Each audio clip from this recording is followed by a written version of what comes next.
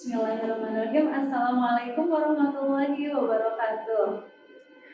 Alhamdulillahirrahmanirrahim, pada hari ini kita bisa berkumpul di ruangan lab ini.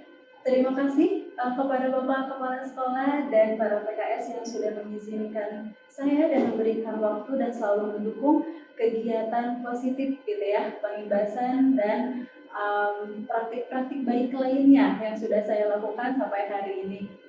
Dan terima kasih juga kepada Bapak Ibu pengajar kelas 7 yang sudah meluangkan waktu dan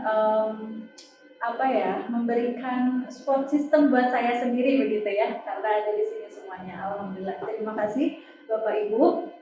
Sebelum memulai kegiatan, alangkah baiknya kita membaca doa terlebih dahulu supaya kegiatan ini lancar dan diberkati begitu ya. Mungkin kita bisa memulai dengan membacakan Al-Fatihah saja. Oke, berdoa dimulai.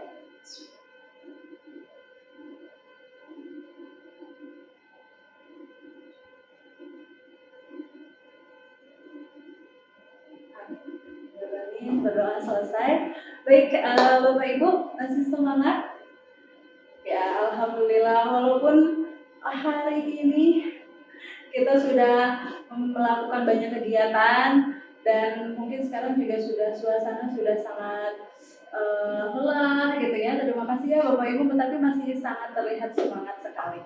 Baik, untuk pengibasan kali ini di sini ada materi budaya positif yang ada di modul 1.4. Apa sih itu materi budaya positif? Jadi selama beberapa menit ke depan kita akan membahas tentang materi budaya positif. Baik Bapak Ibu, izin saya melanjutkan untuk presentasinya di sini. Oke, nah ini di topik pembahasan di sini untuk materi budaya positif di sini ada 7. Sebenarnya ada 6 ya. Ada 6 topik pembahasan, yang satunya nanti kita refleksi.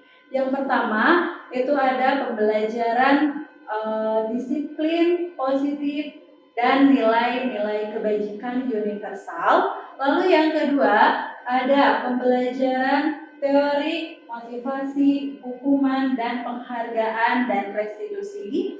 Lalu yang ketiga ada keyakinan kelas.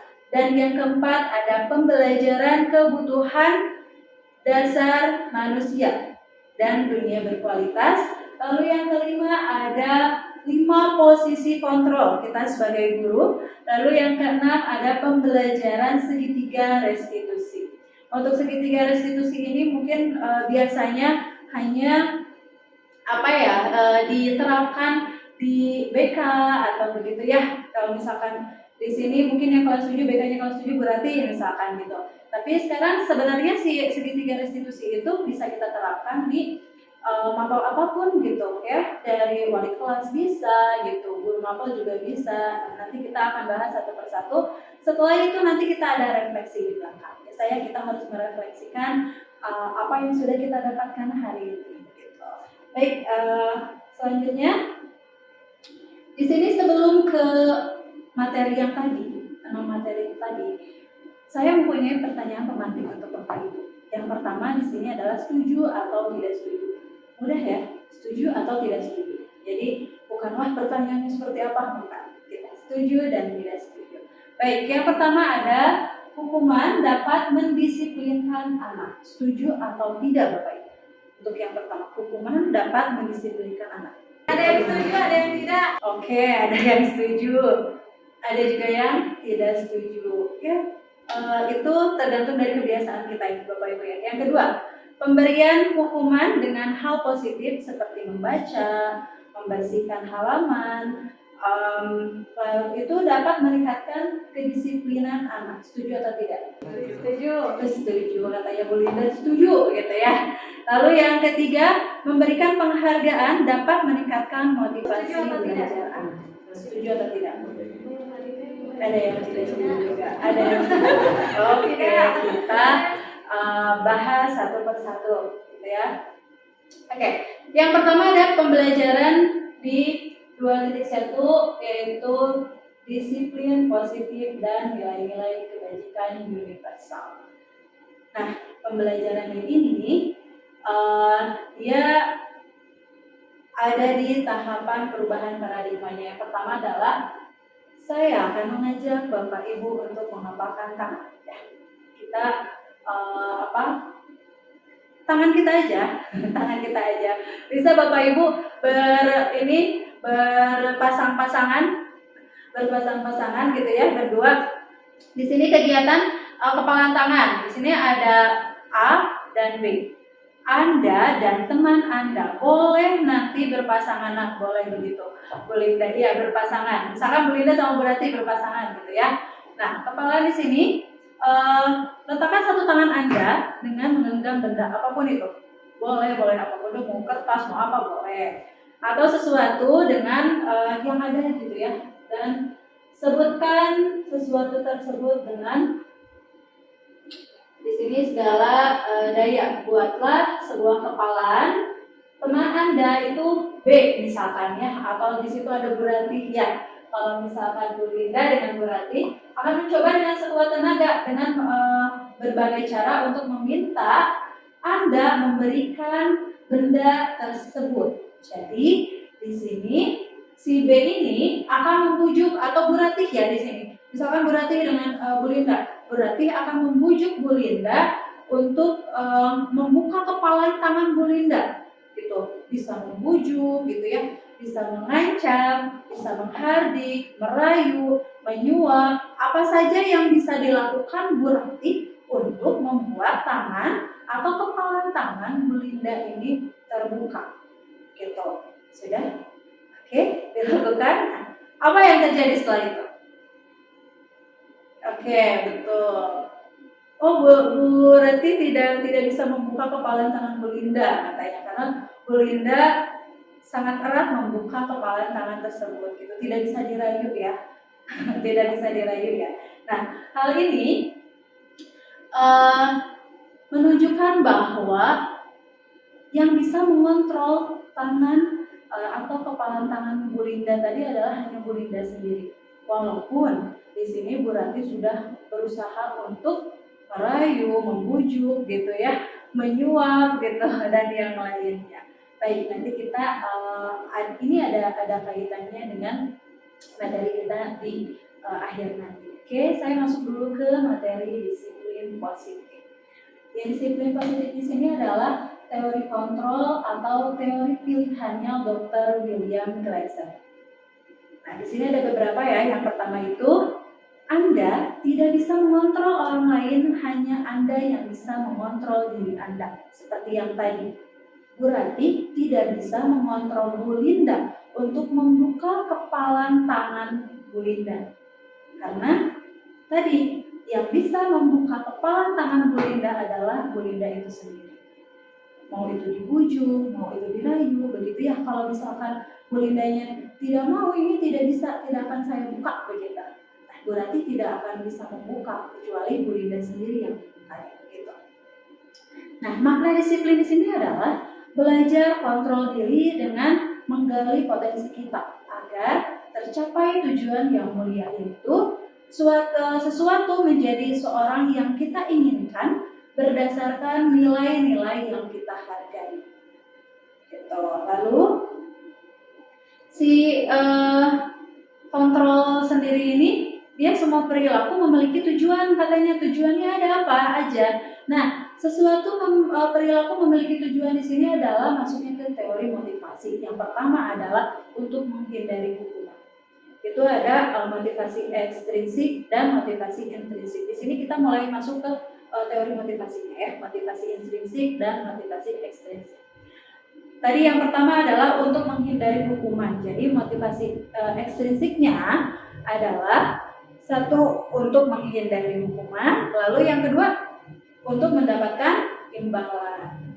Oke, contohnya misalkan kalau anak-anak nih ya, Bapak Ibu misalkan ada anak yang sering kita temui gitu. Kenapa kalau misalkan yang memang sudah biasanya tertib nih, datang ke sekolah tepat waktu begitu ya, mereka mungkin tidak akan berpikir, oh karena saya datang tepat waktu karena takut dihukum, Saya mengerjakan sesuatu karena saya ingin mendapatkan reward gitu dari bapak ibu gurunya gitu. Kalau yang memang yang dari dirinya sudah terbentuk bahwa dia disiplin gitu. Tapi untuk beberapa anak biasanya dia melakukan hal-hal tersebut itu hanya karena tidak ingin mendapatkan hukuman dan ingin mendapatkan imbalan begitu. Itu jadi satu motivasi ekstrinsik begitu ya.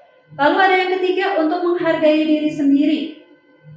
Yang untuk menghargai diri sendiri ini dia masuknya ke motivasi intrinsik gitu. Jadi saya ingin memberikan reward kepada diri saya sendiri. Saya ingin orang juga melihat saya sebagai teladan atau seperti apa gitu. Nah, ini jadi motivasi intrinsik. Jadi untuk menghargai diri dia sendiri. Di sini ada nilai-nilai kebijakan universal juga masuk ke dalam motivasi intrinsik gitu ya.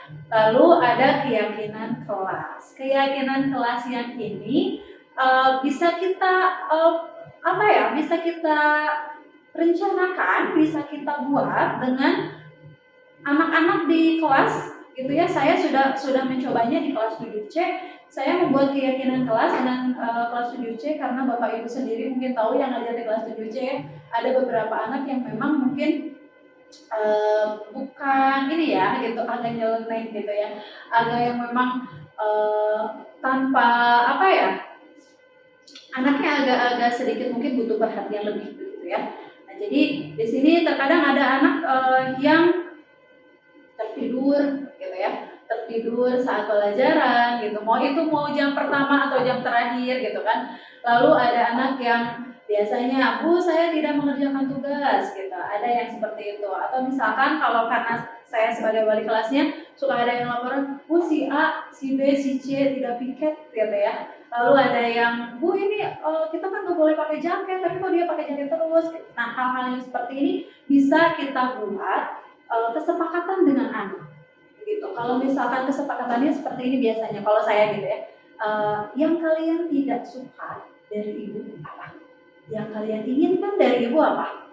Sebaliknya, kita yang kalian tidak suka dari teman kalian apa? Yang kalian inginkan dari teman kalian apa? Nah, dimulai dari sana untuk membuat keyakinan kelas. Saya sudah menerapkan itu di kelas 7C. Alhamdulillah sekarang lebih tertata, tanpa harus kita teriak-teriak begitu ya, teriak-teriak dengan yang, ayo kamu siapa yang sekarang yang piket gitu. Ayo yang piket sekarang siapa itu, ini belum bersih. Tadi siapa yang nge-piket? Tadi siapa yang kesiangan? Tanpa harus seperti itu, semuanya aman, tertib, terkendali betul gitu ya. Oke. Lalu ada model berpikir menang. Sini ada model berpikir menang, kolaborasi dan konsensus menciptakan pilihan baru. Menang di sini tidak ada yang dirugikan. Nah, kalau misalkan kita mau ada sesuatu yang kita menangkan dan anak menangkan, itu otomatis ada kesepakatan dulu di dalam. Gitu ya, jadi tidak boleh ada yang merugikan di sini. Nah, kalau kita mau mencapai ke sana, lihat dulu kita itu sebagai siapa. Ada 5 posisi kontrol di sini. Yang pertama tadi ada penghukum, lalu yang kedua ada pembuat rasa bersalah, yang ketiga ada posisi sebagai teman, yang keempat posisi sebagai pemantau, lalu yang kelima posisi sebagai manajer. Bukan hanya di bank ya Pak Dani ya, manajer gitu. Kita juga bisa menjadi manajer ketika kita di kelas kita sendiri, betul.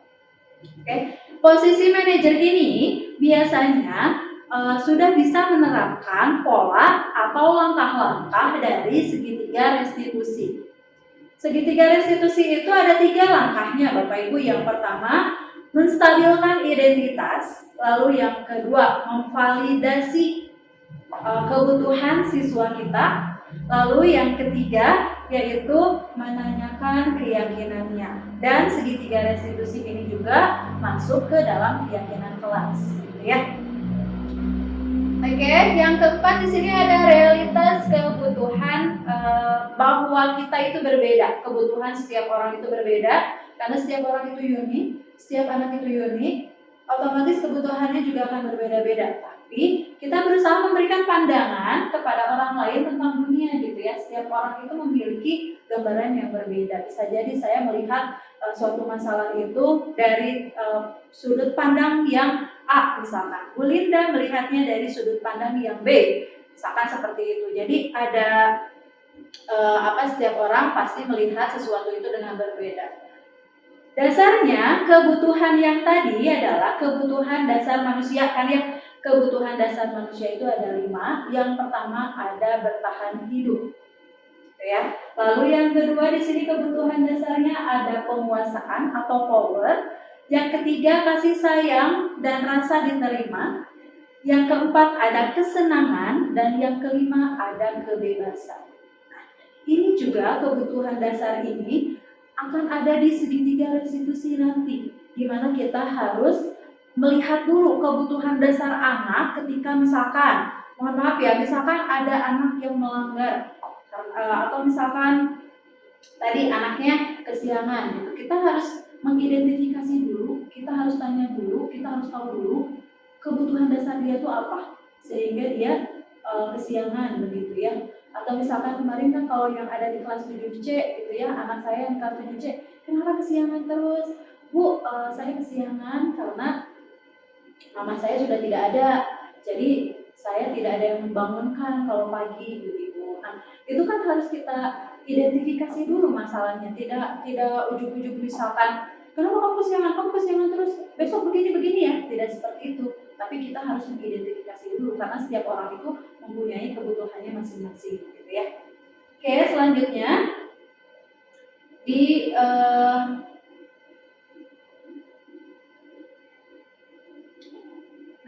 di sini ada perubahan paradigma teori kontrol atau ilusi kontrol. Apa itu ilusi kontrol? Ilusi kontrol di sini ada beberapa. Salah satunya misalkan ilusi kontrol, guru itu mengontrol murid. Jadi murid itu ada dalam pantauan, ada dalam kontrolan guru gitu ya. Lalu yang kedua, ilusinya bahwa kritik akan membuat orang merasa bersalah, dapat menguatkan karakter orang tersebut. Itu juga ilusi ya. Kadang orang dikritik juga tidak semuanya merasa bersalah begitu ya. Lalu yang ketiga, ilusinya bahwa semua penguatan positif itu efektif dan bermanfaat. Juga itu harus kita selidiki lagi. Lalu yang keempat, ilusinya ada bahwa orang dewasa itu memiliki hak untuk memaksa. Biasanya gitu ya, kalau misalkan di kelas itu kalian tuh kumaha ibu gue gitu, gimana ibu saja gitu, gimana bapak saja, bapak mah yang lebih tahu, ibu mah yang lebih tahu gitu ya. Ibu itu hidup lebih lama dari kalian gitu ya. Ibu hidup lebih dulu dari kalian gitu, tahu lebih dulu. Nah, biasanya ilusi-ilusi seperti ini yang membuat ada paksaan dari orang dewasa. Selanjutnya, apakah makna disiplin tersebut? Tadi kan kita bicaranya tentang disiplin positif. Nah, disiplin sendiri di sini dia berasal dari bahasa Latin disiplina, yang artinya adalah belajar. Jadi sebenarnya disiplin itu adalah belajar gitu ya. Makna asal dari kata ini berkonotasi dengan disiplin diri dari murid dari murid-murid di sini disiplin dia dikemukakan oleh Socrates dan Plato. Yang ketiga, disiplin diri membuat orang menggali potensinya menuju sebuah tujuan apa yang dia hargai.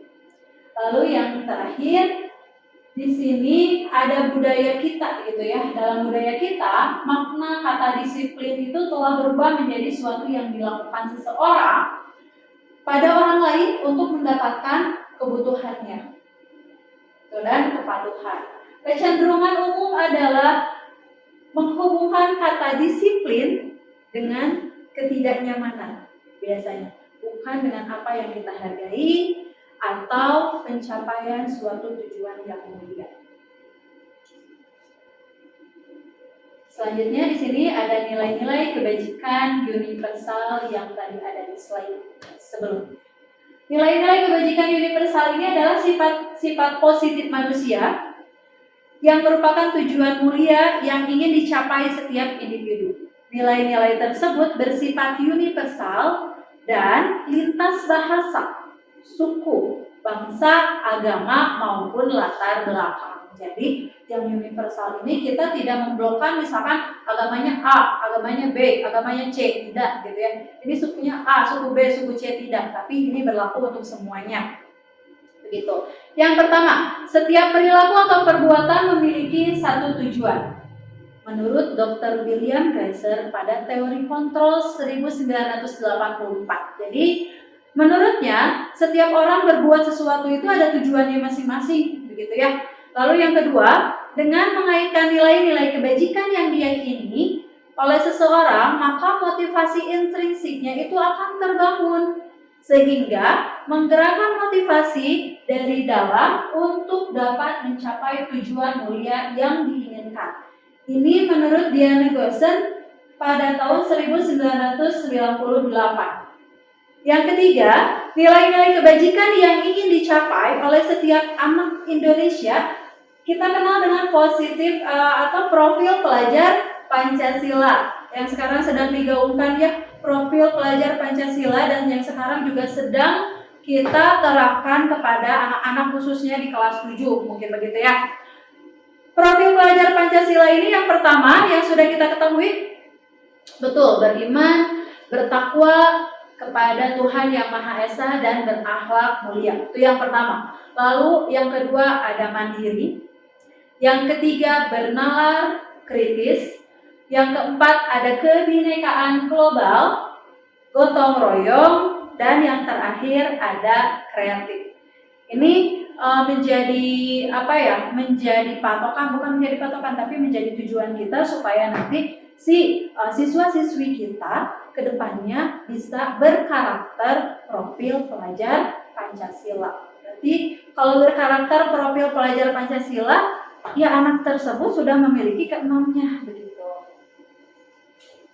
Selanjutnya, untuk yang kedua, yaitu kita masuk ke teori motivasi, hukuman, dan penghargaan juga restitusi.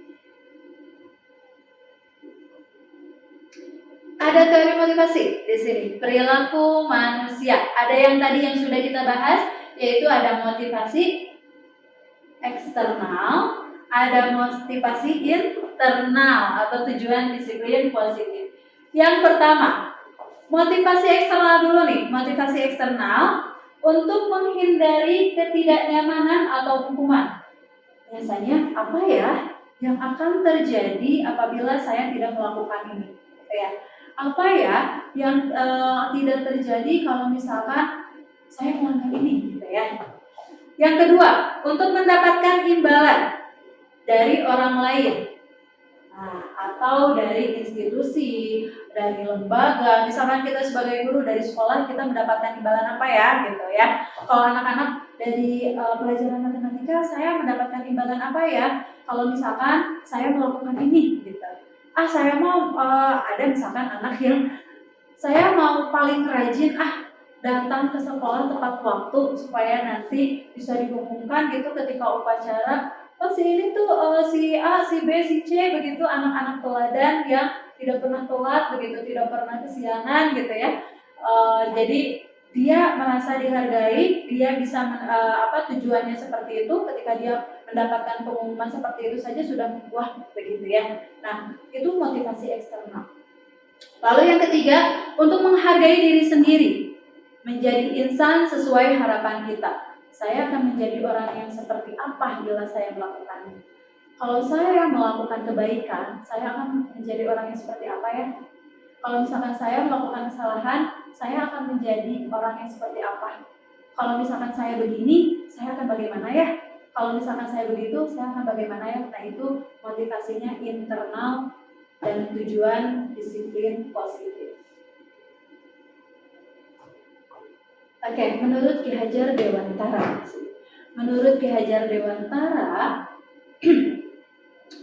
merdeka itu artinya tidak hanya lepas dari perintah, akan tetapi juga cakap buat memerintah diri sendiri.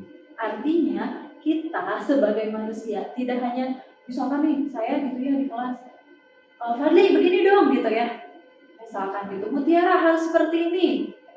Hikmah gak boleh seperti ini ya, ini kan perintah. Jadi memerintah anak, sedangkan kita sendiri bisa tidak memerintahkan diri kita sendiri untuk lebih positif lagi, gitu ya, untuk memberikan teladan yang lebih baik lagi, misalkan dengan melakukan pembiasaan-pembiasaan yang saya lihat ada di pelajaran PAI ya, di Pak Windy gitu, ada pelajaran PAI sebelum pelajarannya Pak Windy itu dibiasakan untuk membacakan Asmaul Husna. Nah, itu juga kan kita memerintahkan anak-anak untuk membacakan Asmaul Husna, juga memerintahkan diri kita sendiri, karena tidak mungkin kita anak-anak yuk baca Asmaul Husna tapi kitanya juga diam atau kitanya tinggalkan kelasnya, kan tidak mungkin gitu. Jadi di sini arti merdeka itu kita tidak hanya memerintahkan orang lain, tidak hanya memberikan perintah kepada orang lain, tapi kita sendiri gitu.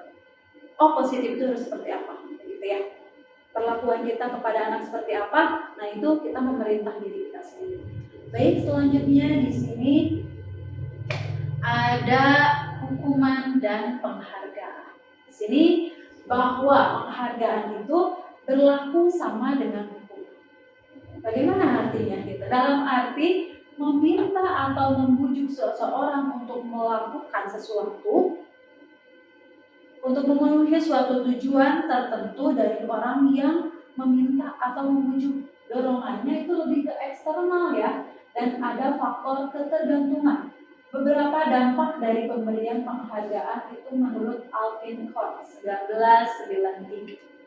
Yang pertama, dampaknya adalah pengaruh jangka pendek dan jangka panjang. Lalu yang kedua, penghargaan itu sama dengan menghukum. Yang ketiga, penghargaan mengurangi ketepatan. Yang keempat, penghargaan itu tidak efektif. Lalu yang kelima, penghargaan merusak hubungan. Ini maksudnya apa? Satu persatu ya. Misalkan di sini, pengaruh jangka pendek dan jangka panjang dari hukuman dan penghargaan. Hukumannya seperti apa? Misalkan karena kamu tidak melakukan atau tidak mengerjakan tugas, kamu harus berdiri di depan kelas misalkan. Itu kan ada jangka pendek hukumannya.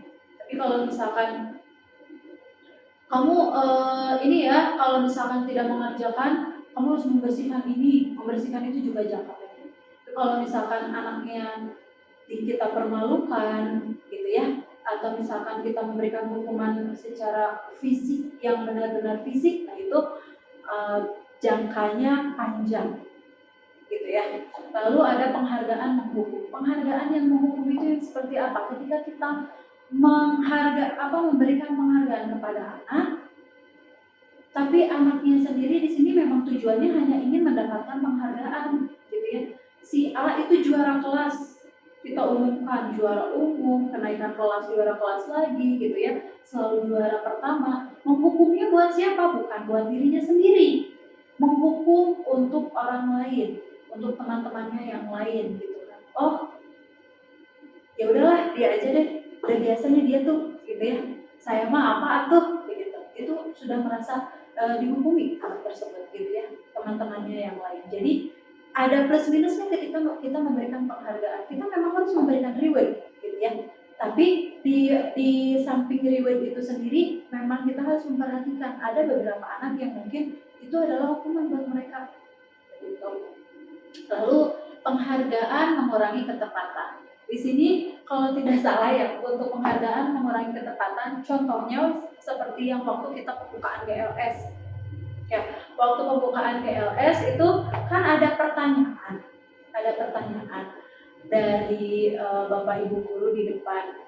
Nanti anak yang maju kita berikan reward, entah itu berupa makanan atau misalkan berupa uang yang kalau tidak salah saat itu anak-anak, oh saya tahu, setelah ditanya jawabannya tidak tepat. Malah sebenarnya ketika ditanya dia tidak tahu gitu. Jadi dia hanya ingin mendapatkan si rewardnya tersebut, begitu ya. Dia hanya ingin mendapatkan imbalannya saja. Nah di sini otomatis bahwa si penghargaan ini mengurangi ketepatan dari anak tersebut. Penghargaan itu tidak efektif katanya. Kalau menurut si Alvin Cox ini, tidak efektif. Kenapa tidak efektif di sini? Mungkin ada beberapa yang tadi karena dia akan mengurangi ketepatan gitu ya, dan yang lainnya. Jadi penghargaan terus-menerus juga tidak terlalu efektif untuk meningkatkan disiplin positif anak. Penghargaan akan merusak hubungan. Di sini penghargaan yang seperti apa yang dapat merusak hubungan? Contohnya, ini di kelas saya sendiri ya gitu. Mereka itu lanjut gitu apa ya? Iya, bestie lah gitu ya. Bestie. Biasa bersama-sama ketika si A mendapat penghargaan, si B tidak, padahal merasa melakukan hal yang sama gitu. Oh, tadi juga ada ini tepat tiron apa segala macam gitu. Sedangkan yang satu jawabannya misalkan jadinya benar, yang satu menjadi salah. Nah itu hubungan di antara mereka ada sedikit perubahan dan agak rusak mungkin ya. Kalau agak sedikit jadi cemberut dan yang lainnya. Di sini penghargaan juga bisa merusak hubungan. Selanjutnya, dihukum oleh penghargaan. Dihukum oleh penghargaan itu, penghargaan menurunkan kualitas tadi yang ketika kita memberikan nanti kalau misalkan bisa menjawab ini dapat ini ya yang tadi seperti itu juga menurunkan kualitas. Penghargaan mematikan kreativitas. Kenapa? Karena saya harus cepat-cepat nih. Bagaimana caranya supaya ini lebih selesai lebih cepat selesainya, misalkan lebih cepat ngumpulin tugasnya atau seperti apa? Ini aja lah, lihat aja lah via YouTube kah gitu. Lihat aja lah nanti di Google seperti apa gitu. Nah itu akan mematikan kreativitas. Lalu penghargaan mengurangi motivasi intrinsik. Bisa jelas ya, mengurangi motivasi intrinsik dari anak tersebut.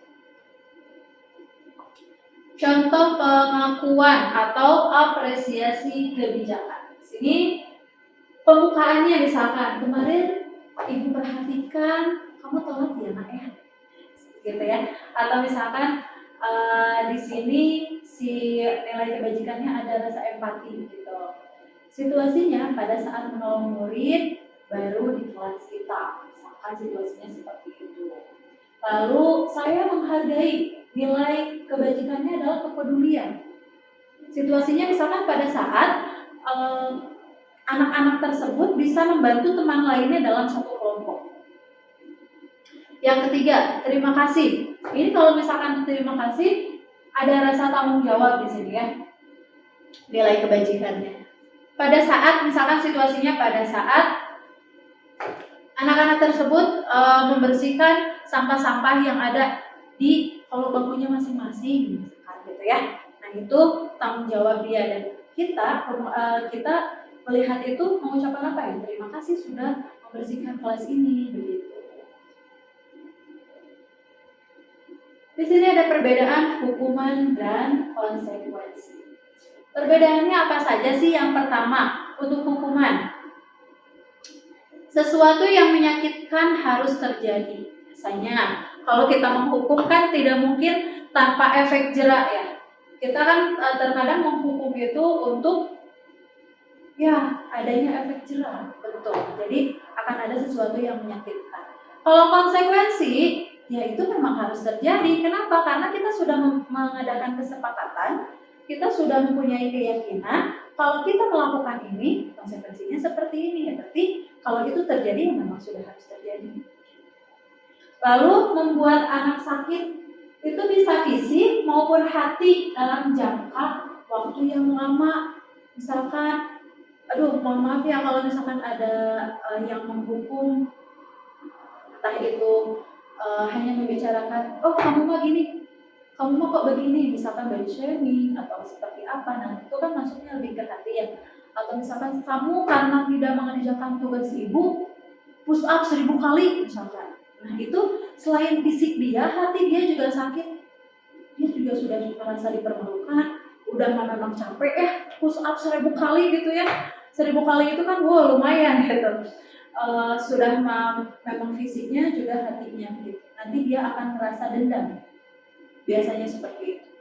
Tapi kalau untuk konsekuensi, membuat anak merasa tidak nyaman dalam jangka waktu yang lebih pendek saja. Tadi kalau misalkan konsekuensinya, kan kemarin kita sudah melakukan kesepakatan ya.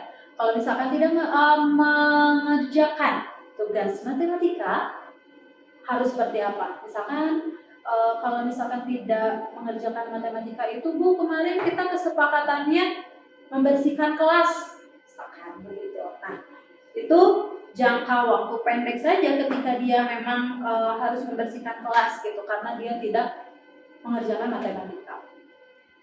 Yang ketiga, anak membenci kedisiplinan. Saya benci disiplin. Kenapa? Karena ketika saya disiplin itu membuat saya terus-terusan dihukum. Bisa menjadi seperti itu. Tapi kalau konsekuensi, anak itu lebih menghargai kedisiplinan. Mereka harus tepat waktu. Ini karena memang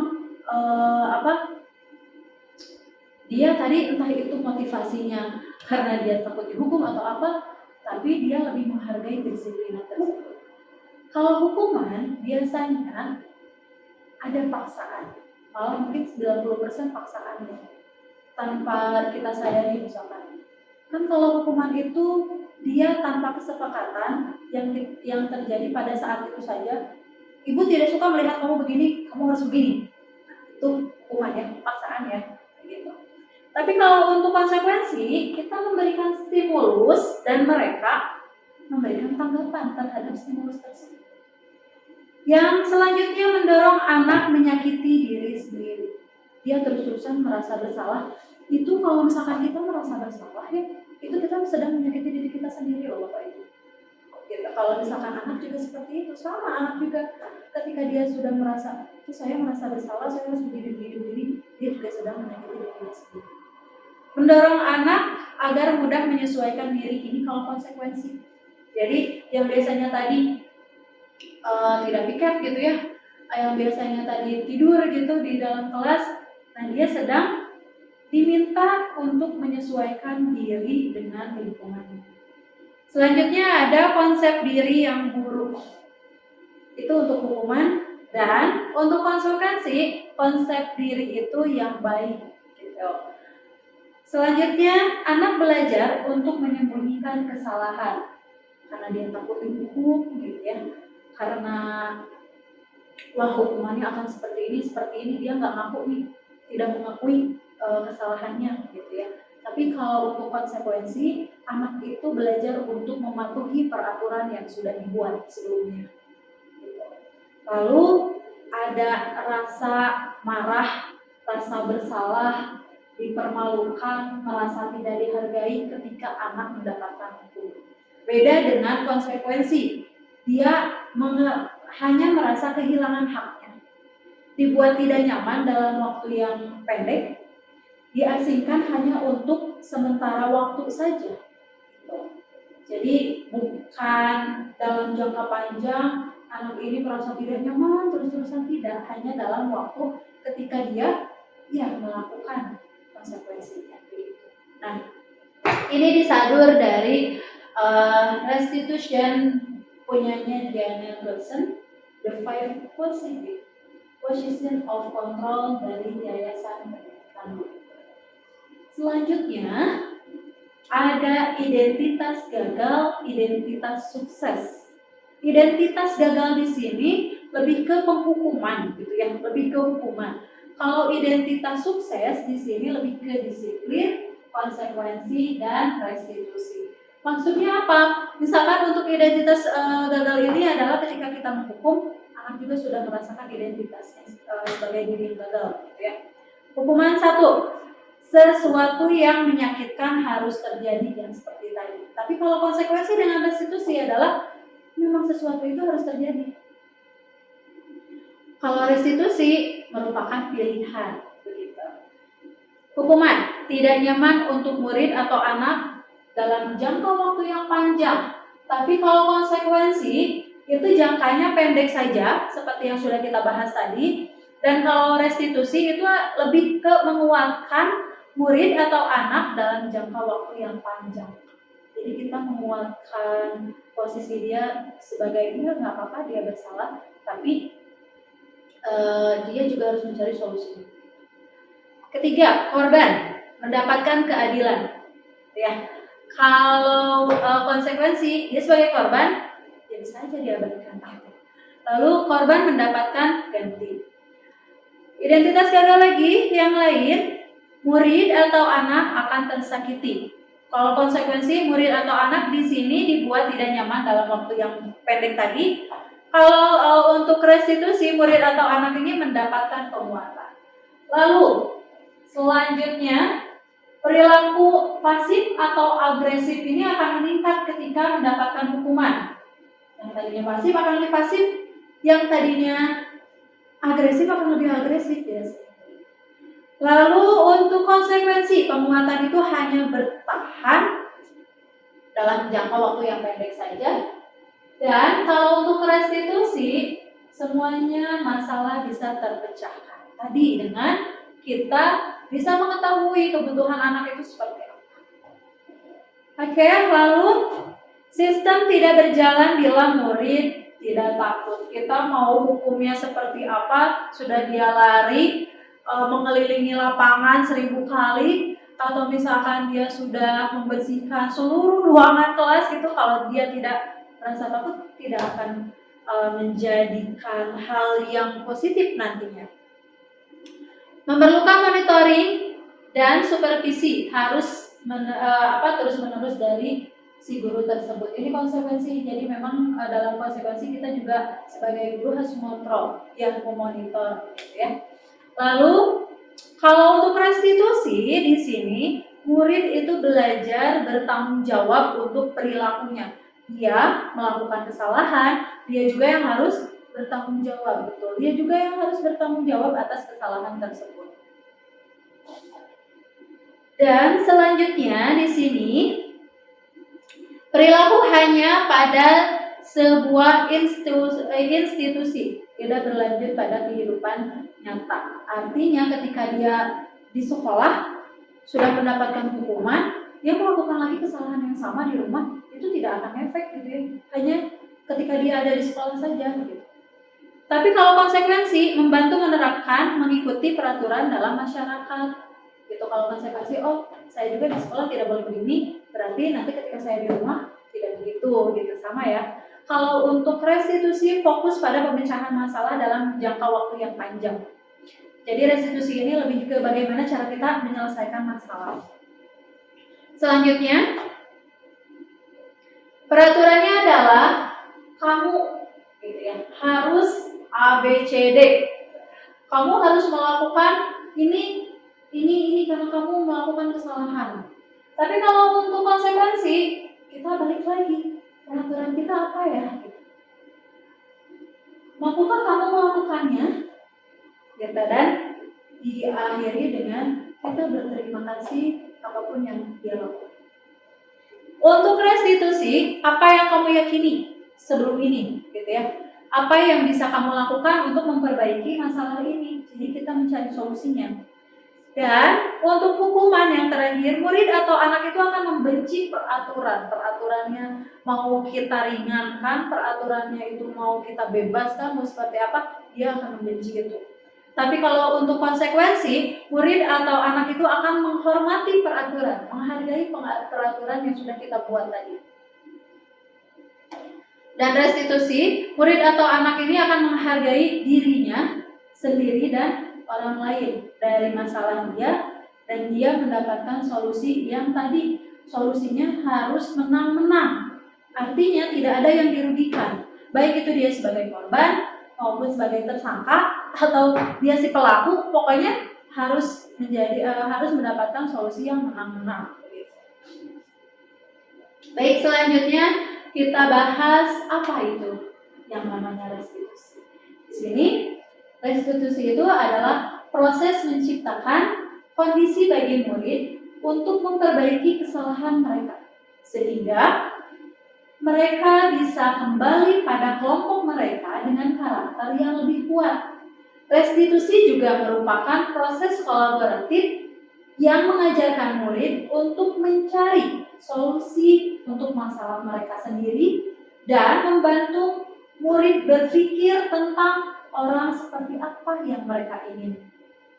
tujuannya gitu ya, tujuan mulia, dan bagaimana mereka harus memperlakukan orang lain. Itulah restitusi. Jadi bukan kita mencari kesalahan orang di blok, lalu setelah itu tidak ada penyelesaian. Tapi kalau restitusi itu setiap orang tidak masalah ketika dia melakukan kesalahan, tapi dia harus memperbaiki kesalahannya dan mencari solusi untuk menyelesaikan masalah tersebut gitu. Jadi dia bisa kembali ke kelompoknya dengan penguatan yang lebih baik dan lebih positif lagi. Selanjutnya ada ciri-ciri dari restitusi. Di sini ada 9 ciri. Yang pertama adalah restitusi itu bukan untuk menebus kesalahan, tapi untuk belajar dari kesalahan. Yang kedua, memperbaiki hubungan dengan siapa? Tadi kalau misalkan ada anak yang berantem si A si B, untuk memperbaiki hubungan mereka. Atau misalkan kesalahannya antara murid dengan guru, kita juga harus memperbaiki hubungan antara murid dan guru tersebut. 3, tawaran. Restitusi itu tawaran, bukan paksaan. Kamu bisa seperti ini atau tidak. Yang keempat, restitusi menuntut untuk melihat ke dalam diri.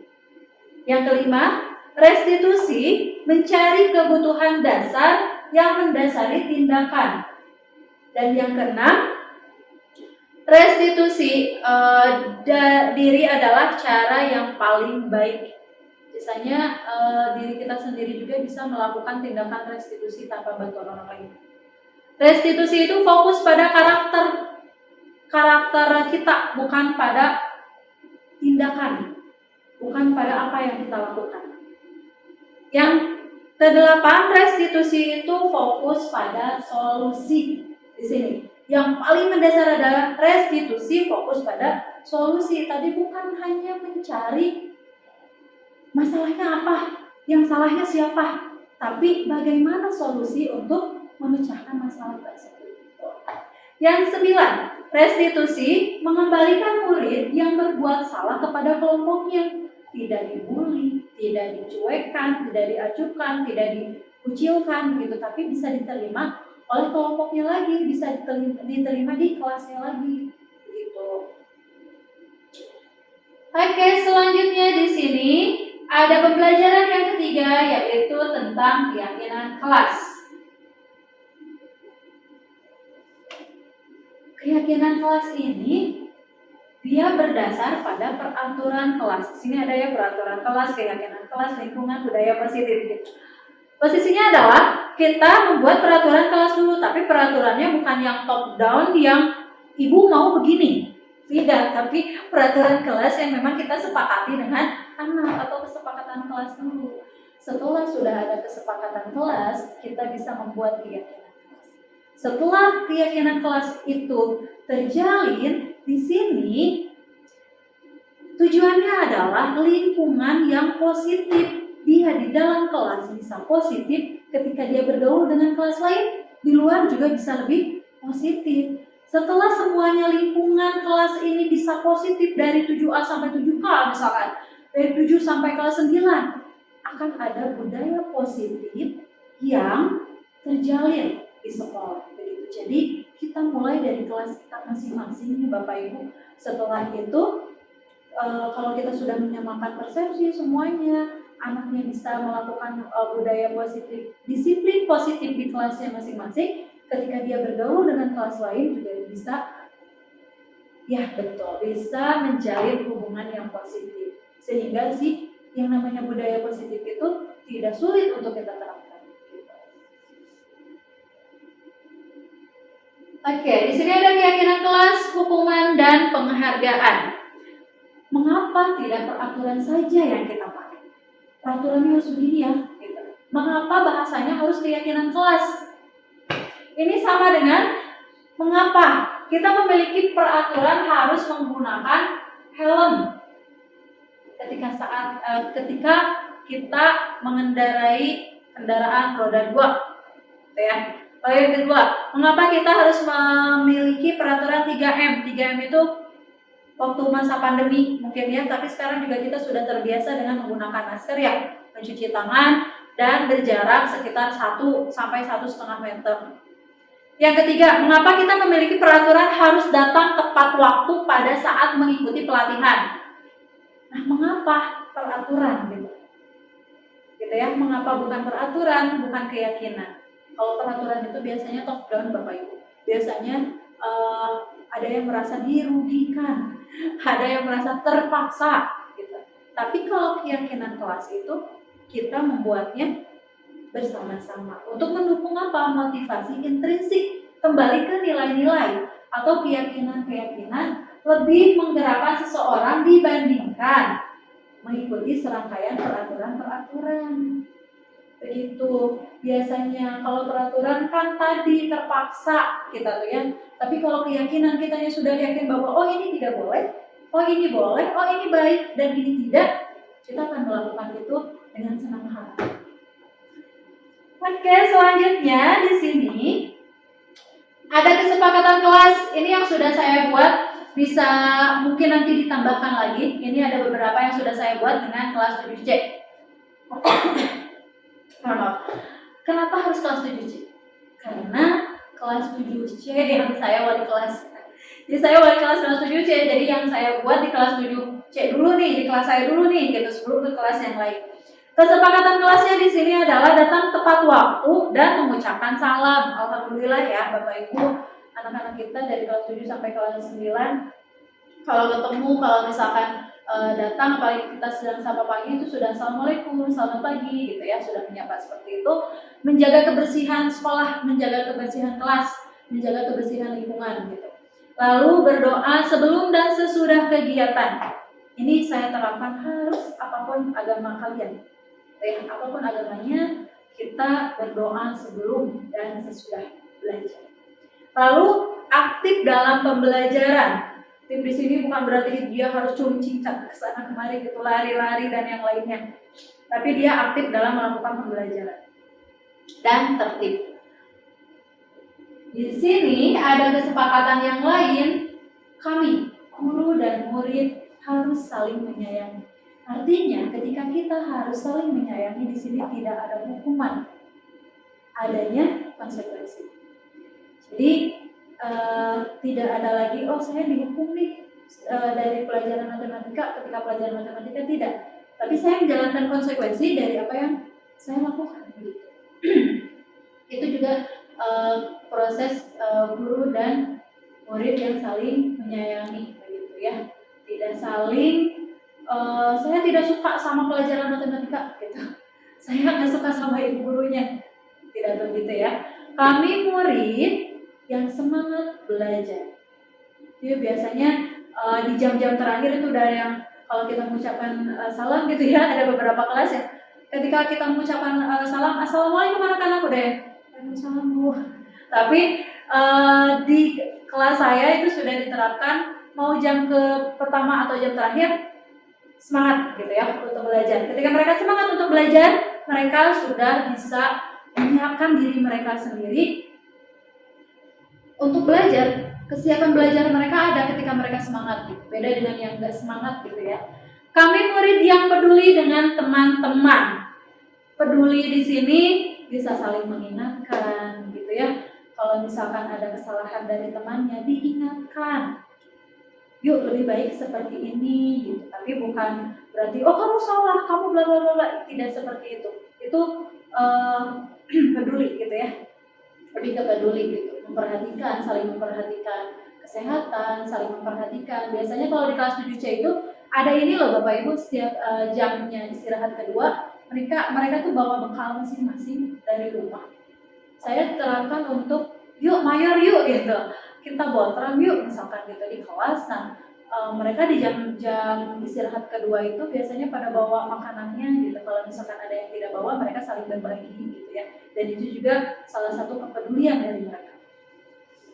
Selanjutnya di sini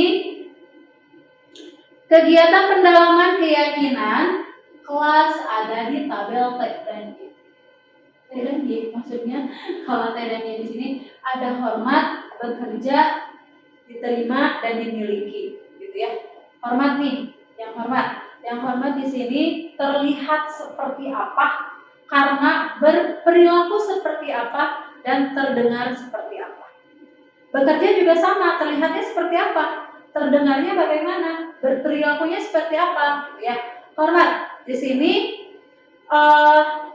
tampak seperti ini, yang tidak tampaknya seperti apa? Gitu. Sedang kita bekerja, tampaknya seperti ini, yang tidak tampaknya itu seperti apa? Diterima dan dimiliki, tampak seperti apa dan tidak tampak seperti apa. Hormat di sini kan kami meyakini bahwa sangat penting untuk menghormati semua orang dan barang milik orang lain. Tidak ada kasusnya barang si A diambil si B gitu ya, barangnya si C diambil si D gitu. Salah satunya seperti itu. Bekerja, kami meyakini bahwa sangat penting untuk mengerjakan segala pekerjaan atau mengikuti kegiatan yang telah ditugaskan untuk bekerja. Kalau tugasnya sekarang sedang matematika, ya buku IPA-nya disimpan. Kalau misalkan sedang bahasa Sunda, bahasa Inggrisnya disimpan, begitu ya. Lalu diterima dan dimiliki, meyakini bahwa sangat penting untuk merasa diterima pada suatu kelompok dan saling peduli satu dengan yang lainnya. Kegiatan pendalaman dari tabel tadi adalah misalkan di sini ada rasa hormat dan bekerja gitu ya.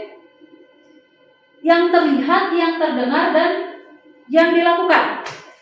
Yang terdengar misalkan satu orang berbicara, yuk saya bantu, kalau menghormati ya, atau misalkan kita bisa selesaikan ini bersama-sama kok gitu. Atau misalkan terima kasih ya, tolong ya, gitu. Permisi, boleh saya pinjam ini misalkan, nanti akan saya kembalikan lagi.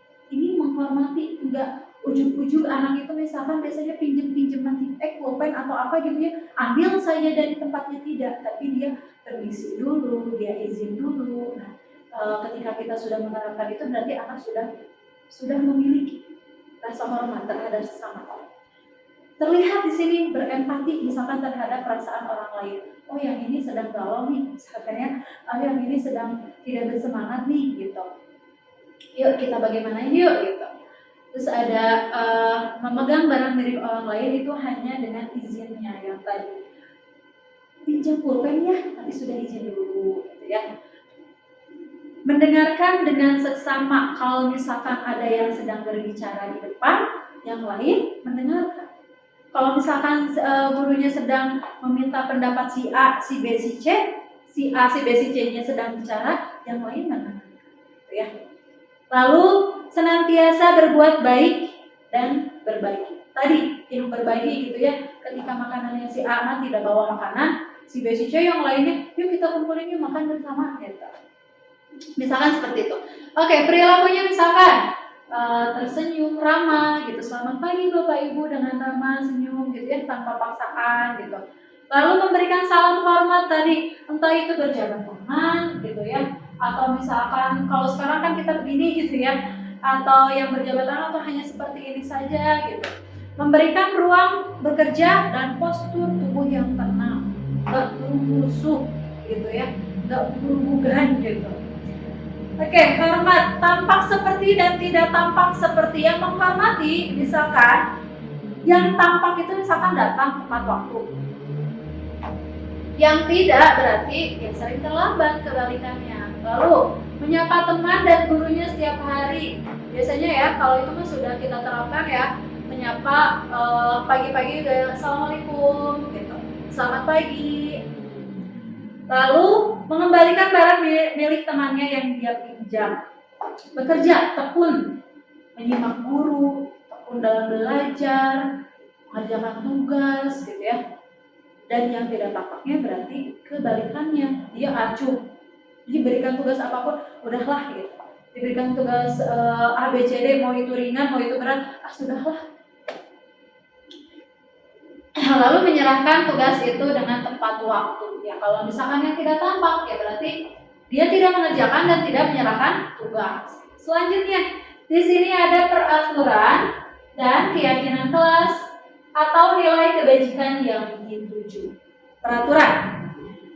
Selalu kembalikan buku pada tempatnya. Kan sekarang kelas 7 punya buku paketnya masing-masing, biasanya ada di pojokannya kalau yang nggak ada lemari. biasanya ada di pojokan. Biasanya kalau misalkan saya sendiri, nanti kembalikan lagi ya ke tempat. Di sini nilai kebajikannya ketika dia mengembalikan si buku tadi pada tempatnya, dia sudah merasa atau memiliki rasa tanggung jawab. Yang kedua, tidak mengganggu orang lain. Ini temannya lagi nulis nih, temannya lagi mendengarkan dengan sesama. Ini yang satu motel aja. Tidak seperti itu gitu ya. Jadi dia tidak mengganggu orang lain. Ketika dia tidak mengganggu orang lain, berarti di sini nilai kebajikannya dia sedang menghargai dirinya sendiri, juga menghargai orang lain. Yang ketiga, hadir di sekolah 15 menit sebelum pembelajaran dimulai. Biasanya seperti itu ya. Dia juga sedang berkomitmen pada dirinya sendiri. Oh, saya bisa ya? Tidak ya? Hadir sebelum pelajaran dimulai begitu. Dan juga menghormati orang lain. Dilarang melakukan kekerasan. Nilai kebajikannya di sini adalah keselamatan, menghormati orang lain. Karena ketika dia melakukan kekerasan kepada orang lain, dia sedang tidak menghormati orang lain, begitu ya. Dan keselamatannya juga terganggu, otomatis itu mah ya. Lalu dilarang menggunakan narkoba, misalkan. Ini nilai kebajikannya apa? Ya, kesehatan. Bergantian untuk menunggu giliran. Di sini dia sedang melatih kesabarannya dan menghargai orang lain. Menggunakan masker misalkan ya, harus menggunakan masker nih. Di sini menggunakan masker. Nilai kebajikannya ada dua nih, kesehatan dan keselamatan juga. Atau jangan berlari di kelas atau koridor. Biasanya kelas 7 nih, yang ada tangga ke kelas 8 lari seperti itu gitu ya. Ketika dia tidak berlari di situ, karena itu tangga sangat berbahaya, dia sedang menyadari keamanannya dan keselamatannya. Selanjutnya ada materi yang keempat, yaitu kebutuhan dasar manusia dan dunia berkualitas. Kebutuhan dasar manusia itu tadi ada 5 ya, Bapak Ibu. Coba kita simak lagi. Nah, ini betul ada 5. Kebutuhan dasarnya ada 5. Yang pertama di sini adalah survival atau bertahan hidup. Lalu yang kedua ada power atau kekuasaan atau penguasaan. Lalu yang ketiga ada rasa kasih sayang, rasa diterima, ini love and belonging.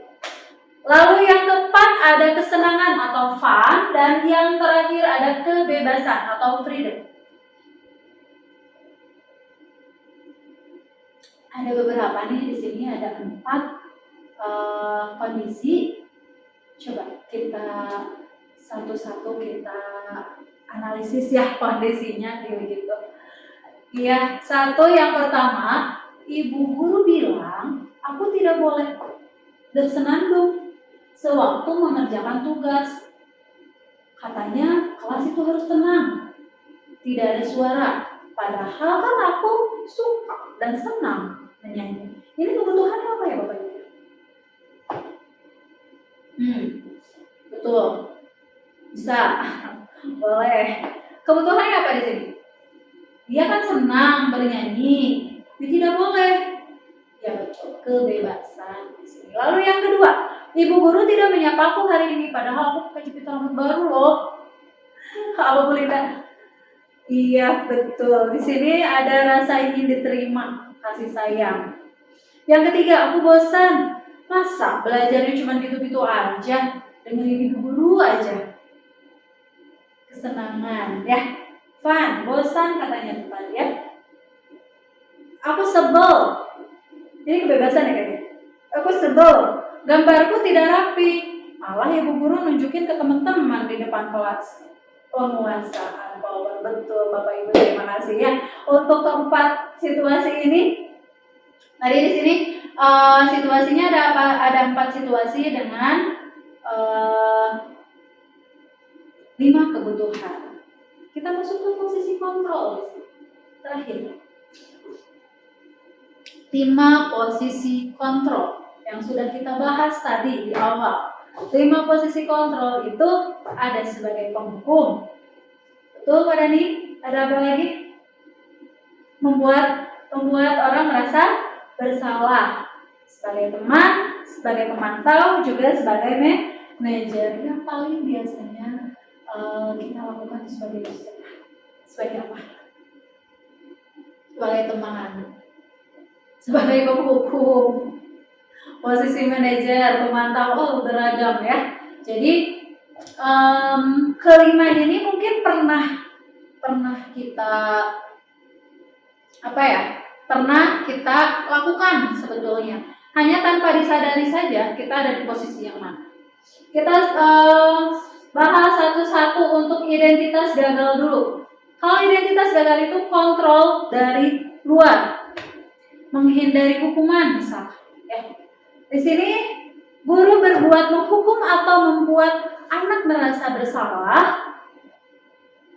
menghardik misalkan, menunjuk-nunjuk, menyakiti, menyindir, itu menghukum.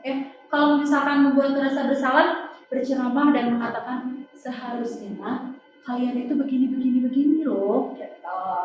Atau misalkan, aduh, ibu ini kecewa sama kalian. Ibu kira kalian tuh bisa begini loh. Itu pembuat rasa bersalah. Lalu ketika guru berkata, kalau kamu tidak melakukannya, awas ya. Rasakan nanti apa yang terjadi. Kalau kamu tidak begini, awas ya. Kalau misalkan membuat rasa bersalah, kamu seharusnya, kamu sudah tahu, ibu tuh lelah sekali. Ibu tuh stres ya. Kalian tuh kiwai, ibu tuh stres. Nah itu membuat rasa bersalah. Hasilnya adalah anak itu biasanya memberontak, menyalahkan orang lain, dan berbohong. Gak bu si itu bu si anu bu. Biasanya seperti itu. Atau menyembunyikan, menyangkal dan berbohong. Abi mah teki ya dah bu, bukan saya gitu ya. Lalu kaitannya dengan dunia berkualitas apa di sini? Murid meletakkan guru di luar dunia berkualitas. Kok si ibu ngomongnya begitu ya? Kok si bapak begitu ya ngomongnya ya? Gitu. Murid meletakkan guru di dalam dunia yang berkualitas tadi. Ya, bedanya. Lalu murid akan berkata apa? Biarkan saja, nanti juga marah-marah lagi si ibu mah. Kenapa nggak ngerjain tugas? Udah gue, nanti juga akan begitu lagi si ibu mah. Kalau pembuat rasa bersalah, kita ketika membuat anak merasa bersalah, yang akan dia katakan adalah, maaf ya bu, saya memang salah, bla bla bla bla. Tapi itu juga menjadi penghukuman untuk anak tersebut. Dampaknya adalah anak tersebut ketika sudah kita hukum, itu akan mengulangi lagi hukumannya, perbuatan salahnya lagi begitu. Dan kalau kita membuat anak itu merasa bersalah, dampaknya adalah dia akan merasa rendah diri. Iya, bukannya jadi ngerasa jerak gitu ya, bukan ya. Oke, lalu kita ada identitas berhasil nih atau sukses, kontrolnya tapi masih dari luar. Yang mana? Mengharapkan imbalan atau ketergantungan pada orang lain. Di sini ada dua posisinya. Posisi sebagai teman dan posisi sebagai pemantau. Sebagai teman, misalkan yang guru perbuat adalah membuat alasan-alasan untuk murid. Dan untuk pemantau menghitung dan mengukur, kamu udah keberapa kali nih gitu ya. Ketika guru berkata nih, kalau misalkan dia teman ya, ayolah lakukan demi ibu aja. Masa kamu tidak mau sih? Ingat tidak, ibu pernah membantu. Nah itu teman. Tapi kalau misalkan pemantau, coba ingat lagi apa peraturannya. Nah itu pemantau. Hasilnya adalah kalau kita posisi sebagai teman, anak itu akan lebih ketergantungan sama kita. Gak apa-apa lah ada si ibu ini. Tapi kalau untuk di posisi pemantau, anak itu akan menyesuaikan diri. Dialah diawasi saja. Aduh ya si bu. Ayo ada si bu. Ayo cepetan masuk. Ada si bu. Ketika si ibunya nggak ada, keluar lagi gitu ya. Untuk kaitannya dengan dunia berkualitas, untuk posisi teman, murid meletakkan guru di sebagian orang yang sangat penting di dunia berkualitas. Artinya tadi karena dia ketergantungan dengan kita, betul. Lalu kalau misalkan ada di posisi pemantau, murid meletakkan guru, peraturan dan hukuman itu di dunia yang berkualitas. Jadi ada beberapa ya. Lalu untuk murid selanjutnya murid akan berkata apa kalau misalkan kita ada di posisi teman? Saya pikir bapak atau ibu ini adalah teman saya, ternyata kok begitu ya, gitu. Atau misalkan kalau kita menjadi seorang pemantau, berapa banyak bintang yang saya harus peroleh hari ini ya? Berapa halaman yang harus saya tulis ya? Gitu. Dampaknya adalah ketika kita ada di posisi teman, sebenarnya itu sangat lemah. Ya, terus anak sendiri juga akan lemah. Anak itu tidak akan mandiri dan akan ketergantungan dengan kita kalau kita ada di posisi teman. Kalau kita ada di posisi pemantau, menitik beratkan pada sanksi atau hadiah untuk dirinya, gitu. Yang seperti tadi, saya akan mendapatkan nilai berapa ya, akan mendapatkan bintang berapa ya, akan menulis seberapa banyak ya, gitu. Oke, dan satu lagi ada identitas berhasil atau sukses, tapi kontrolnya dari diri sendiri, bukan dari luar. Di sini menghargai diri sendiri, tapi posisinya yaitu sebagai manajer. Kita sebagai manajer di dalam kelas, kita sebagai manajer di saat pembelajaran, gitu. Guru itu akan membuat apa sih kalau kita sebagai manajer? Mengajukan pertanyaan-pertanyaan yang memang berkaitan dengan situasi saat itu. Lalu yang kedua, guru itu akan berkata apa? Kalian yakin mau melakukan ini, gitu ya? Apa yang bisa kamu kerjakan untuk memperbaiki kesalahan kamu? Gitu. Lalu hasilnya di sini akan adanya penguatan untuk diri murid itu sendiri. Dan kaitannya dengan dunia berkualitas adalah murid meletakkan dirinya sebagai individu yang positif di dalam dunia yang berkualitas. Tidak terus-terusan merasa bersalah walaupun dia melakukan kesalahan. Oke, murid itu akan berkata apa sih? Bagaimana ya caranya? Dia jadi akan berpikir gitu ya. Bagaimana ya caranya saya bisa memperbaiki kesalahan saya bisa memperbaiki keadaan saya. Nah, itu yang murid rasakan ketika kita menerapkan restitusi dalam posisi manajer. Lalu dampaknya untuk murid adalah dia bisa mengevaluasi dirinya. Dia bisa mengevaluasi, merefleksikan apa yang sudah dia kerjakan dan bagaimana cara untuk memperbaiki diri dia. Gitu. Jadi dia mencari solusinya, bukan merasa bersalah setelah itu ya sudah tidak ada solusi. Begitu ya. Selanjutnya di sini kita akan memahami 5 posisi kontrol yang tadi pertanyaan-pertanyaannya dan siapa yang mengatakan saya kecewa sekali dengan kamu. Berarti kita ketika kita memberikan pernyataan seperti itu, kita sedang membuat anak itu merasa bersalah. Lalu yang kedua adalah kamu tidak pernah benar ya ngelakuin ini ya. Kamu masalah wae gimana sih kata ibu juga kalau 5 ditambah 2 itu 7 bukan 12 gitu. Nah, itu sudah menghukum. Gitu ya. Lalu kalau misalkan ayolah kamu bisa buat ibu aja. Kamu bisa kok ini buat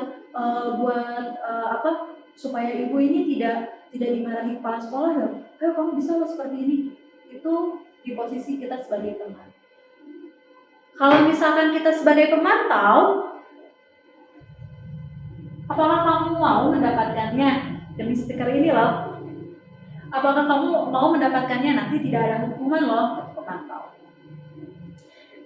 Ketika kita ada di posisi manajer, bagaimana kamu menyelesaikan masalah kamu sendiri? Kamu betul, kamu melakukan kesalahan, tapi kamu juga harus memperbaiki kesalahan itu sendiri. Bukan berarti kamu melakukan kesalahan, tapi gitu ya, setelah itu selesai. Tidak ada tindak lanjutnya, tidak ada perbaikannya. Nah, itu bukan posisi manajer gitu ya. Jadi harus kita menawarkan gitu ya dan mencarikan solusi untuk kesalahan anak tersebut. Lalu di sini kamu tuh selalu yang paling akhir kalau mengerjakannya. Itu juga kita sedang menghukum Bapak Ibu.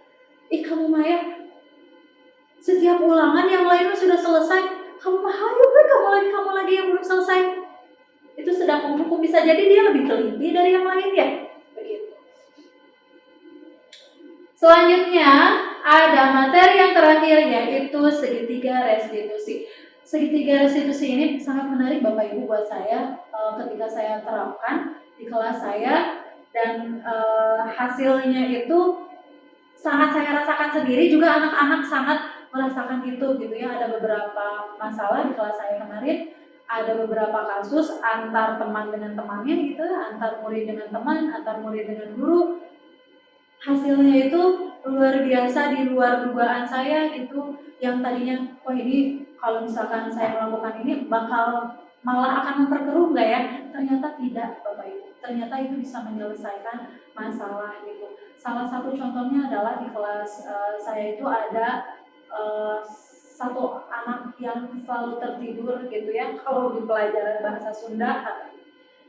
Saya mendapatkan laporan itu, saya tindak lanjuti, saya bertanya dulu gitu ke anak tersebut, kenapa kalau misalkan ini Ibu mendapat laporan loh nak gitu, kamu tuh tertidur ya kalau misalkan pelajaran bahasa Sunda, tapi pelajaran yang lain tidak gitu, kenapa gitu.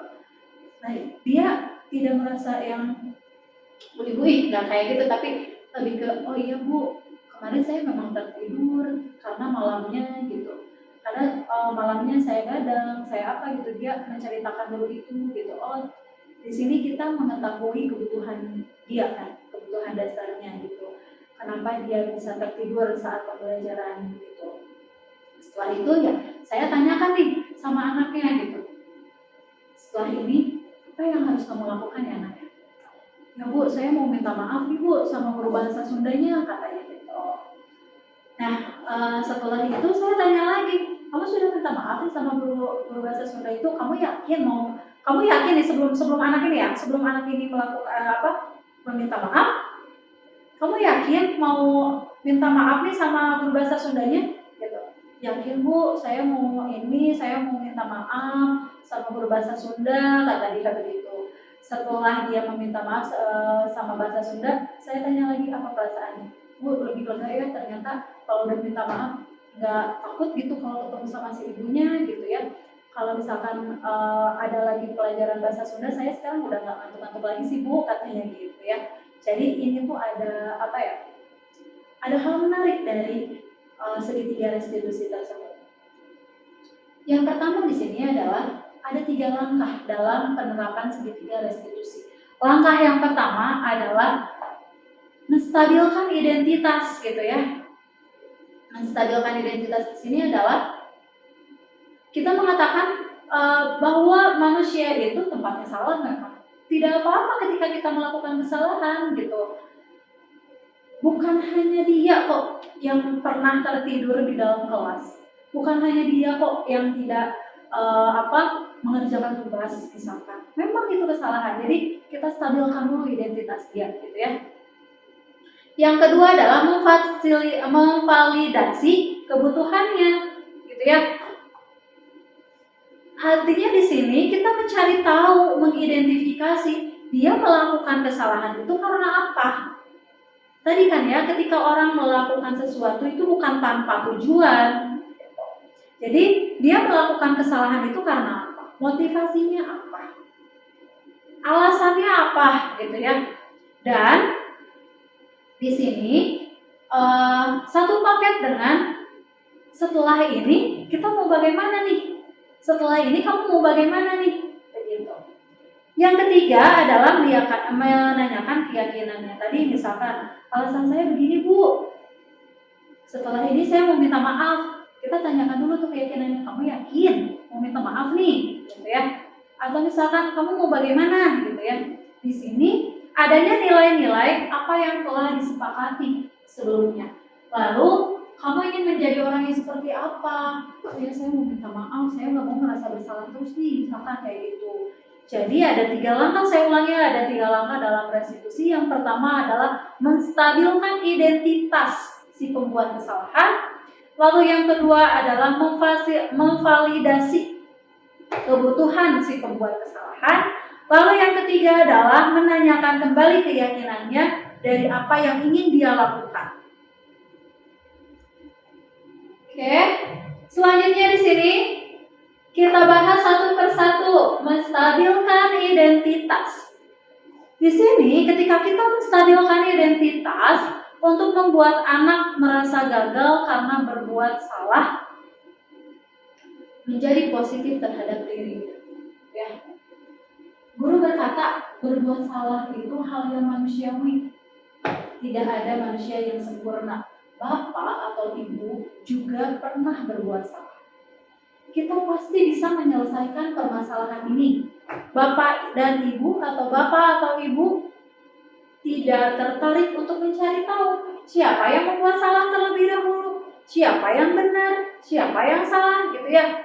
Tapi lebih tertarik kepada penyelesaian masalahnya itu seperti apa. Lalu di sini tidak boleh ada yang menyalahkan dirinya sendiri secara terus-menerus. Apakah itu kamu bersikap baik tidak pada dirimu sendiri? Kamu bersikap baik tidak kepada orang lain gitu ya. Jadi dalam penstabilan identitas itu kita tidak membuat anak menjadi bersalah terus-menerus begitu ya, dan tidak menyalahkan dirinya sendiri. Lalu yang kedua adalah memvalidasi kebutuhannya, membantu siswa untuk basic need atau kebutuhan yang ingin dipenuhinya ketika melakukan kesalahan itu. Pada dasarnya, setiap tindakan manusia itu bertujuan adalah memenuhi basic need dia, kebutuhan dasarnya. Apakah itu tadi power, apakah itu freedom, apakah itu love gitu ya, fun, survive gitu. Guru berkata di sini, kamu bisa saja melakukan hal yang lebih buruk dari itu, tapi kamu tidak melakukannya. Kamu pasti punya alasan mengapa melakukan hal tersebut. Apa yang penting bagi kamu? Lalu kamu boleh tetap berusaha menjaga sikap itu, tapi tambahkan sikap yang lain ya, yang baru, yang lebih baik, yang lebih positif gitu. Maukah kamu belajar dengan cara lain untuk mendapatkan yang kamu butuhkan tanpa harus misalkan dia suka mukuli atau suka mengganggu orang yang lain gitu, mengganggu temannya gitu ya. Apakah kamu bisa melakukan hal yang lebih baik lagi dengan lebih baik lagi di esok harinya? Nah, di sini kita sedang memvalidasi kebutuhan anak. Selanjutnya ada menanyakan keyakinan. Di sini anak melihat kesalahannya dihubungkan dengan norma sosial dan nilai-nilai yang mendasari manusia berinteraksi dengan orang lain. Guru berkata nih di posisi ini, apa nilai yang kita percaya di kelas atau di sekolah kita? Nilai-nilai universal apa yang telah kita sepakati kemarin nih gitu ya. Kelas yang ideal itu seperti apa sih nak? Gitu. Kamu ingin jadi anak seperti apa? Apa yang kamu rasakan? Ketika kamu melakukan itu, kamu menjadi orang yang seperti apa sih? Gitu ya. Oke, lalu setelah saya melakukan restitusi kemarin, ada beberapa kasus yang benar-benar saya terapkan gitu di kelas saya sendiri. Saya merasa lebih merasa anak-anak itu malah lebih dekat dengan kita. Jadi kalau misalkan ada apa-apa, mereka lebih cerita gitu ya. Lalu kesepakatan kelas, keyakinan kelas juga setelah saya lakukan di kelas itu tidak ada lagi yang Bapak Ibu yang menguras emosi, menguras energi gitu. Misalkan saya masuk ke kelas 7M, biasanya mereka itu belum siap belajar Bapak Ibu. Kalau misalkan saya masuk karena jamnya juga jam siang, matematika jam siang, posisinya di sini antara ngantuk, mau jajan, lelah, dan yang lainnya ingin pulang gitu ya. Biasanya seperti itu. Kalau saya paksakan langsung tuh belajar, ayo sekarang materinya ini, itu mereka nggak bisa mengikuti. Gitu. Tapi kita buat dulu kesepakatannya. Nanti mah berarti kalau ibu masuk ke sini teh, kalian harus apa dulu ya? Gitu. Ibunya harus bagaimana ya? Itu menjalin dulu komunikasi yang baik dengan anak, membuat kesepakatan kelas, membuat keyakinan kelas, sehingga ketika saya masuk itu mereka sudah, Bu, ayo kita siap belajar. Ada anak yang, Bu, bentar ya jangan dulu belajar ya, saya mau ngegalau dulu nih. saya lagi mau galau nih Bu, saya biarkan aja dulu gitu. Dia kemarin mau apa nih 7F, seneng nyanyi gitu kan, seneng nyanyi. Tapi saya mau nyanyi dulu sebelum belajar. Ini anak biasanya, anak ini di 7F ini susah dikondisikan, anak yang mau ini gitu, yang mau nyanyi ini. Ya udah, saya biarkan dulu. Oh ya, sok mangga, kamu ini dulu deh, nyanyi dulu, mau nyanyi apa? Dia nyanyi gitu. Habis satu lagu, mau satu lagi ya? Sok, silahkan. Setelah itu dia mengikuti pembelajaran. Jadi yang saya pahami di sini adalah tadi karena setiap anak itu unik ya, setiap anak itu unik, setiap anak itu mempunyai kebutuhannya masing-masing, sama dengan kita yang mempunyai kebutuhan kita masing-masing. Jadi kita menyiapkan kondisi kelas sebelum memulai pembelajaran itu, kesiapan yang harus kita perhatikan itu benar-benar yang harus kita perhatikan dulu. Ini anak udah siap apa belum ya? Ini anaknya masih seperti ini tapi kita udah mulai, ayo hari ini buka halaman sekian, tidak seperti itu ternyata begitu. Dan anak yang tadinya mempunyai kebutuhan yang ingin diperhatikan, agak over gitu ya, ketika dia sudah mendapatkan kebutuhan itu, dia bisa mengikuti pembelajaran kita dengan baik. Ya salah satu contohnya yang tadi, Bu saya mau nyanyi dulu gitu. Ini kalau misalkan tidak diikutin maunya dia gitu ya, ya nggak apa-apa, kita meluangkan dulu waktu aja Bapak Ibu untuk 5 menit. Paling nyanyi berapa menit ya? 6 menit lah paling lama gitu untuk 2 lagu. Setelah dia melakukan itu, dia bisa mengikuti dari awal sampai akhir tanpa ada, biasanya nih sedikit-sedikit, Bu saya mau ke toilet, Bu saya mau ke belakang, biasanya. Karena apa? Fokus dia sudah terbagi biasanya.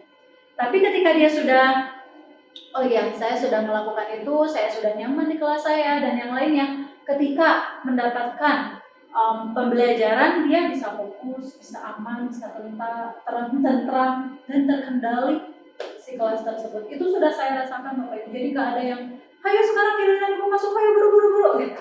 Nggak ada yang seperti itu lagi. Teriak-teriak, kamu ibu udah mau masuk, kamu masih jajan. Nggak ada yang seperti itu lagi ternyata. Dan mereka melakukan itu dengan senang hati, bukan karena terpaksa. Mereka sudah mengetahui konsekuensinya gitu. Jadi penerapan kesepakatan kelas, keyakinan kelas itu sangat mendasar gitu untuk kita melakukan pembelajaran dan melihat dulu kesiapan pembelajaran. Baik Bapak Ibu, ini adalah materi yang terakhir. Di sini ada berbagi cerita praktik baik dan diskusi saja ya Bapak Ibu. Ini terakhir kita ada refleksi hal baru apa yang mengubah paradigma Bapak Ibu di sini setelah adanya pengimbasan yang saya lakukan. Begitu. Silahkan, mau dari siapa dulu? Baik. Oke, Pak Indra. Bagaimana Pak Indra? Pertama mungkin guru tersebut bisa memposisikan, saya itu berada di tempat yang mana sih bagi anak-anak Bu gitu. Terutama memang bagi kelas 7 memang agak sulit Bu gitu.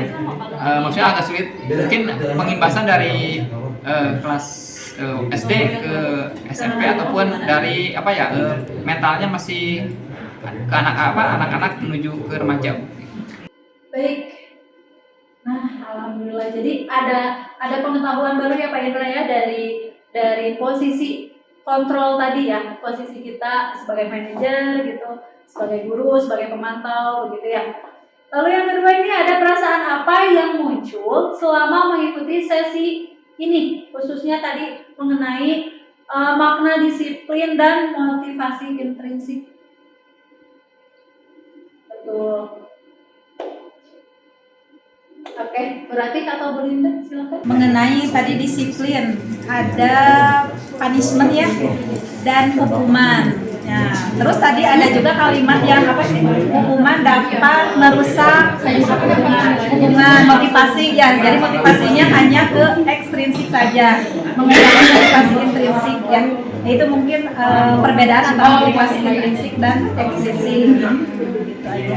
Oke, terima kasih. Baik, kasih. Ada ini ya, berarti ya ada apa? Penghargaan dengan hukuman gitu, penghargaan yang ternyata bisa menghukum juga begitu ya. Oke. Lalu yang ketiga, saya akan menjadi pamong yang seperti apa setelah mengikuti sesi ini. Baik, boleh Bu Lina. Menjadi seorang pamong atau menjadi guru kelas yang tidak selalu jadi kalau misalkan ada siswa yang melakukan kesalahan tidak terus Menjas gitu ya. tegas dan memberikan hukuman, tetapi bisa juga hukumannya itu diganti menjadi misalkan diganti kayak tadi hukumannya itu bukan hukuman sih, lebih ke kedisiplinan ya Bu ya, kayak misalkan ya bersihin kelas, Konsekuensi gitu ya. hukumannya seperti itu. Oke, terima kasih. Nah, Bapak Ibu, terima kasih untuk 1 jam lebih mungkin ya, ini ya, lebih dari 60 menit yang sudah kita laksanakan hari ini. Terima kasih Bapak Ibu sekali lagi untuk waktunya, untuk dukungannya, gitu ya. Ini juga menjadi support system buat saya ketika melakukan kegiatan CGP ini, dan terima kasih telah mendukung, telah memfasilitasi semuanya Bapak Kepala Sekolah dan para PKS gitu ya, yang selalu menyemangati juga karena ternyata up and down ya semangat kita ketika kita belajar gitu, sama seperti anak-anak gitu ya. Alhamdulillah kita sudah selesai. Terima kasih Bapak Ibu, dan semoga kita bisa menerapkan, kita bisa mengimbaskan hal-hal baik untuk kita terapkan di kelas selama pembelajaran atau kita di sekolah, demi mewujudkan ekosistem yang lebih positif, demi mewujudkan lingkungan yang berbudaya positif di SMK juga. Sebelum kita menutup, kita mengakhiri, ingin kita akhiri dengan membaca hamdalah bersama-sama. Alhamdulillahirrabbilalamin. Terima kasih sekali lagi Bapak Ibu dan Bapak Kepala Sekolah, para PKS semuanya. Saya Ella Nur Latifah Rusdiani Zain, mohon pamit, mohon undur diri. Wassalamualaikum warahmatullahi wabarakatuh.